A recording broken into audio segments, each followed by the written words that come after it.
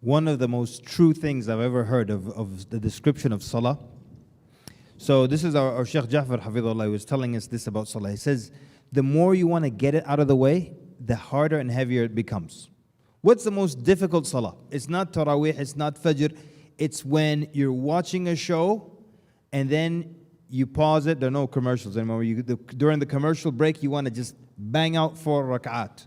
Or you're playing a video game and you're about to complete your failure of a mission and you pause it and you want to bang out 3 rak'at before Maghrib leaves. That's the hardest and heaviest Salah.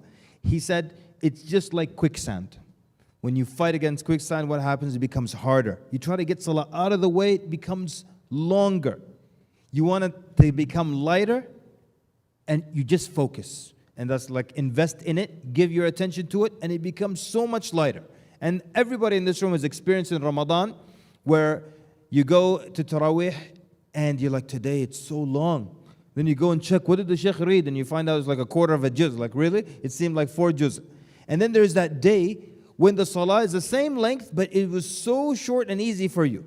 It's probably because it was Surah Yusuf, which you know very well, or Surah Al-Kahf, which you know very well. The more you invest in it, the easier it becomes. You try to get it out of the way, it gets in the way.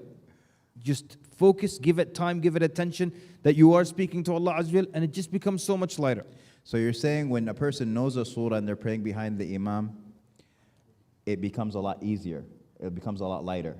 Wallah, we used to notice that. Look, the day of Surah Yusuf, we would notice the masjid would just be packed. And people know what's happening in the story, and it's just easier for them. They're enjoying it.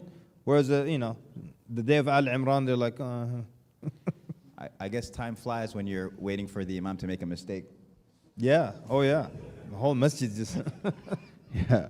So, as an imam, one of the hardest things when I feel I'm like somewhere else other than Musalleen. When you read with Surah Al-Mu'minun, and you say, Inna kunna dallin. Ameen. Ameen.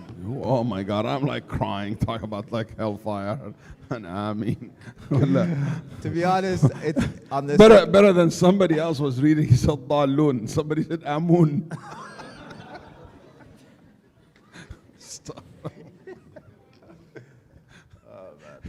Anyhow, dallin.